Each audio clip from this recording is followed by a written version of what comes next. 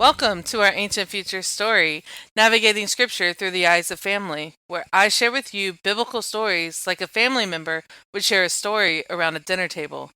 As children of God, we are a part of God's family, and His family story has a lot of history. Each week, we will take one story and talk about it, the cultural, historical, geographical, and sociological impacts. We will be looking at these stories from the perspective of our ancestors through the lens of ancient times in hopes of learning more about our family. This is our Ancient Future Story.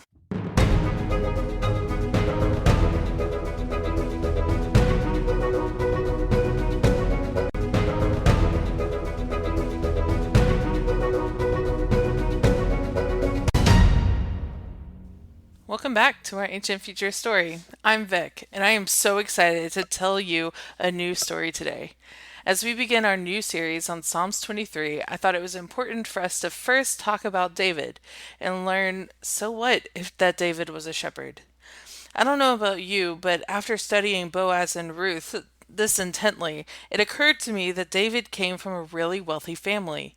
Boaz owned so much land and had successful harvests year after year. So, how did David become a shepherd? The lowest social status in ancient Israel society. It seems like a leap because traditionally shepherding was passed down through generations. So, let's find out together how David became a shepherd. Grab your cup of coffee or something to drink and let's dive into So What?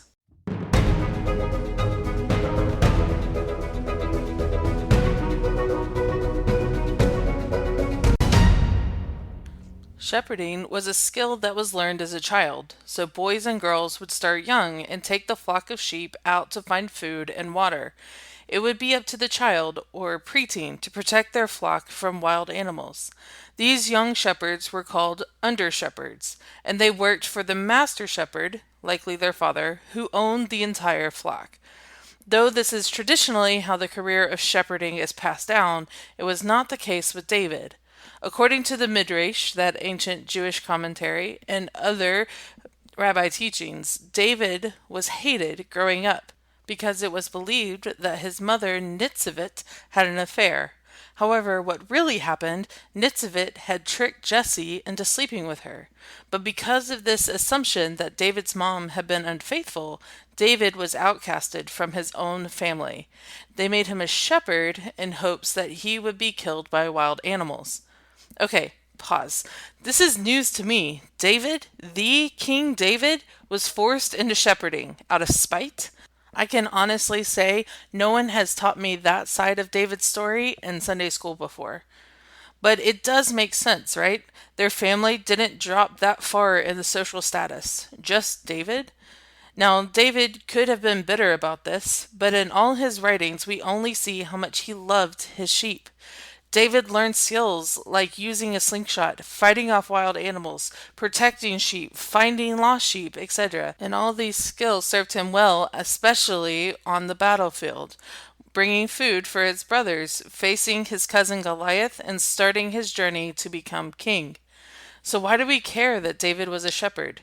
The career of shepherding is not glamorous. It's dusty and dirty, and no respecting person wants to do it. But David took pride in being a shepherd, and all the skills he learned during these days served him as king. But as we will see in our Psalm 23 series, David understood shepherding so intimately that he was able to see Yahweh as his shepherd. I hope this helps illuminate the childhood of David a bit for you.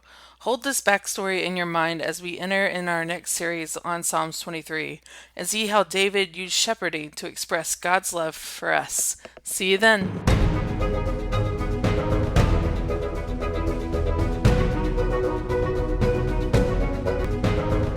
Thank you for listening to today's episode of our Ancient Future Story. I hope that you really enjoyed it. This episode was written and produced by Vic Harmon. Music is Embarking on an Adventure by Evan McDonald.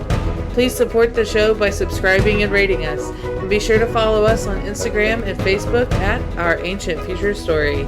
See you next time. Bye!